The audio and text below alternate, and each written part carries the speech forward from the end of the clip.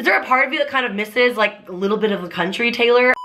Hey guys, welcome back to my channel. I'm Lauren, if you're new here, and hi, how are ya? It's been a minute since you've seen me. I just got back from Colorado yesterday. I had such an incredible week home, but I'm back in LA, I'm back in my room, and I'm ready to start making more videos for you guys. This is going to be a Taylor Swift update video. I think one of many that I'm gonna continue to do. You guys really like my Taylor Swift videos, so I'm thinking of doing a Taylor Swift Tuesday kind of thing where I just give you like all the weekly wrap-ups and things that everyone's saying around the world about her and saying whether they're true or not, and just my thoughts. So let me know what you think of that. Make sure you subscribe to my channel if you're not already. And I've got a vlog channel that I'm really behind on uploading, but I swear I've got some really hilarious vlogs coming your way. Also follow me on social media, Twitter, Instagram, all the things. Okay, let's start. There was some news that came out this weekend over the Passover/Easter weekend. Happy Easter to those who celebrate Easter, and happy Passover to my fellow Jews who celebrate Passover like me. I saw this news break on a few of the Taylor Swift fan accounts that I follow, and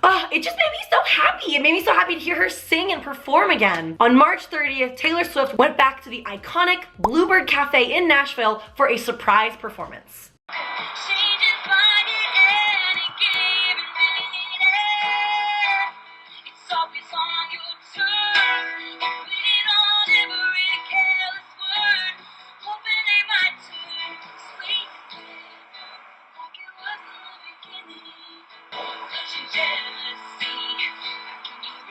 Talking down to me, like I always be around. You smile the other way, like it's some kind of loaded gun. No, you never thought I'd run. Sometimes in the middle of the night, I can feel you again. I just miss you, and I just wish you were better man. I know I can't say goodbye, I go back in my head. I just miss you, I just wish you were better man. Better man.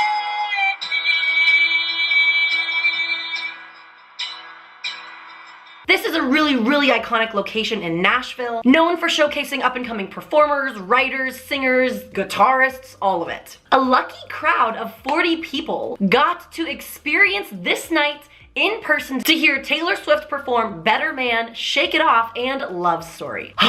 Super jealous, that sounds amazing. Craig Wiseman, a very famous country music songwriter, invited Taylor Swift on stage to perform a few songs and to drink some whiskey with him. What I really loved reading about this story was that before each song that Taylor went on to sing, she did kind of a little introduction, giving background and just kind of her sentiments and thoughts beforehand. For example, she started talking about how when she first came into songwriting and was learning the best ways to do it, and she started to talk about a very popular type of songwriting style, which is finding 3 chords and playing them over and over again and making them into a really catchy song. And then that was her segue into Shake It Off, that only uses pretty much 3 chords. And before she performed Better Man, which you all know is a hit by Little Big Town that Taylor Swift wrote for them, she talked about how in her career she had never yet been able to appreciate a song that she had written and someone else had performed until that year. Which is a really cool perspective if you think about it. I never really thought about things like that. It was very interesting. I'm gonna include some links down below to these articles that I read, just in case you were interested in learning a little bit more about this surprise performance. And I think probably my favorite introduction, her introduction to Love Story. She said that this was a song that Mr. Craig Wiseman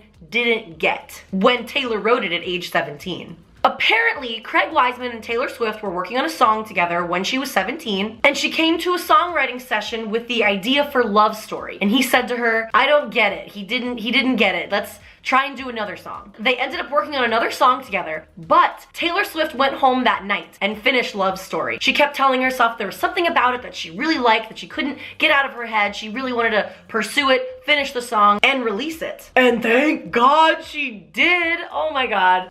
Love Story is one of my all-time favorite songs. I'm sure it's a lot of your all-time favorite songs too. I mean, Love Story became an 8-time platinum hit that we all know and love. Even people who aren't Taylor Swift fans know what Love Story is. And it honestly marked the beginning of Taylor's eventual crossover from country to pop, because this song was played on every single radio station at the time. I remember being in high school and hearing it on all of the popular radio stations, not just country, and that was a very, very big deal. This historic landmark, the Bluebird Cafe, has a lot of meaning to Taylor Swift. This is the same cafe where she performed when she was 14 in 8th grade, and Scott Borchetta, the head of Big Machine Records, offered her a record deal. I mean, how incredible is that? 8th grade? Where was I in 8th grade? Updating my MySpace page. That's where I was in 8th grade. Like, that's amazing. She convinced her whole family, I think it was just her mom actually, she convinced part of her family to move to Nashville with her because she's like, this is my dream, I'm gonna accomplish this dream, and her family believed in her, and in 8th grade, she got a record deal because of her words and her talent and her everything. That's incredible. That's so crazy. Where were you when you were in 8th grade? Her performance was filmed for a documentary honoring the 35th anniversary of the Bluebird Cafe. And I am just so excited to see that eventually when it comes out. I've never been to Nashville, but I've always wanted to go. One of my friends, Nikki Philippi, just moved to Nashville, and she looks like she's having so much fun pursuing her music career, and I've just always wanted to go to Nashville. Have you been there? Are you from there? Comment down below. I'd love to know where you guys are from, and if you've been to Nashville, and I don't know, have you been to the Bluebird Cafe? That'd be so cool to go to. Also, tell me what you think of her performance. Honestly, it was really great to hear her sing country again. Does anybody else kind of, not that we don't want her to continue doing what she's doing is great. She's doing great. But like, is there a part of you that kind of misses like a little bit of the country Taylor? Are some of you strictly country fans, and did Taylor move you into the pop era more? I have a lot of friends actually that were big Taylor Swift country fans and didn't like her when she moved into pop at first. When I listened to her perform Better Man, it sounded like she was releasing a new song. And I mean, I know that obviously this is a song that was for Little Big Town, but it was really cool to hear her perform this song and kind of get back to her country roots. I really liked that. For my next Taylor Swift update, I wanted to talk to you guys about this supposed controversy surrounding Taylor Swift and Hayley Kiyoko's most recent interview with Refinery29. Hayley Kiyoko, who is an openly gay woman in the music industry, reveals that she often faces backlash for singing about women and lesbian relationships. She said this: I've had several music industry execs say, you're doing another music video about girls? I literally looked at them and I was like, yeah. Taylor Swift sings about men in every single song and video, and no one complains that she's unoriginal. I'm not over-sexualizing my music. I make out with women because I love women, not because I'm trying to be sexy. That's not to turn heads, that's my life.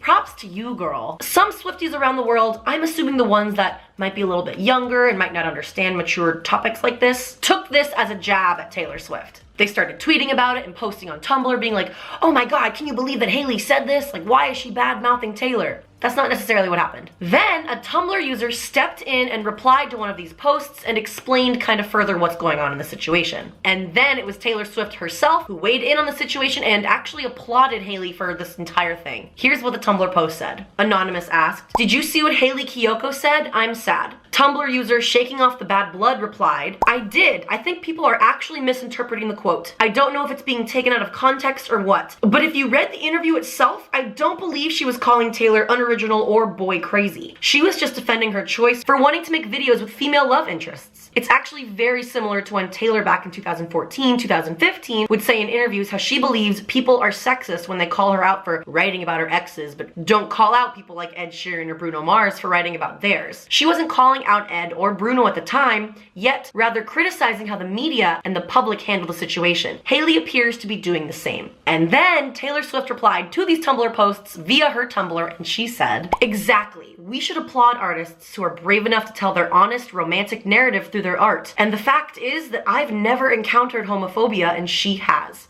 It's her right to call out anyone who has double standards about gay versus straight love interests. Yes, girl, so much yes to this. I love that. I also love that she won't let like nonsense, confusing rumors like that fly. Without her ever making outright political statements, we all know where Taylor Swift stands. I also love that I didn't know about this story until Taylor Swift actually replied to it. To me, that means that she's watching what goes on the internet, she's watching what her fans say, she's watching what the critics say, and she knows exactly when to put her 2 cents in, and she knows exactly when to kind of pull back and be private. Her Reputation tour is kicking off in like a month, and I'm so excited for it. I'm sure you all are too. And the world is going to be seeing a lot more of her. So for now, she's keeping to herself. She's in Reputation rehearsals. She's chilling hard with the family and her cats, and she'll only creep out with the exceptions to stand up for what's right, perform at the Bluebird Cafe, and of course, fireball whiskey shots. Like I said at the beginning of this video, I'm considering doing a Taylor Swift Tuesday or some type of weekly thing. I'm still figuring out the trajectory of my channel and where it's going. I love doing reaction videos for you guys. I love talking about pop culture.